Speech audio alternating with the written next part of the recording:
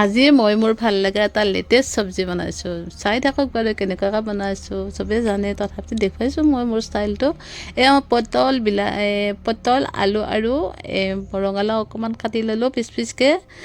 কাটি লৈ কেৰাহীখন পাতি মই পটলৰ পেষ্টখিনি মই তাত বহাই দি দিলোঁ আৰু এইখিনি ভালদৰে অকণমান সিজিবলৈ দিলোঁ।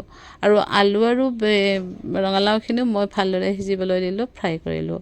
এনেকৈ নুমাই থৈ দিলোঁ, হৈ গ'ল বাৰু, নুমাই থৈ দিলোঁ। ইফালে লাগিব মোক আদা নহৰু পেষ্ট, জলকীয়া, পিঁয়াজ, পাঁচফোৰণ, তেজপাত গোটেইখিনি মছলা দি মই ভালদৰে ৰঙা হোৱাকৈ ভাজিলোঁ।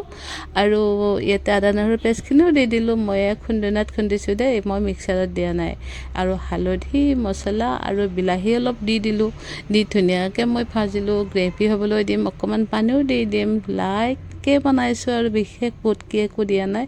এয়া মই চচ অলপ দি দিলোঁ। চচটো মই চবতে দিয়ে দিওঁ, ক'ব নোৱাৰোঁ। মই এতিয়া বহুত ভাল পাওঁ কাৰণে দিওঁ আৰু মই নিজে ভাল পাওঁ যেতিয়া আনেও ভাল পাব বুলিয়ে ভাবোঁ।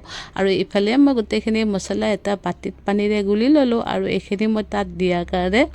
আৰু ইফালে মোৰ মছলাখিনিও ফ্ৰাই হৈ গ'ল।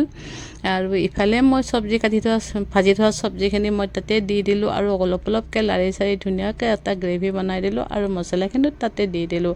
আৰু বহুত টেষ্টি হয় এইখিনি খাবলৈ, এই চব্জিটো খাবলৈ।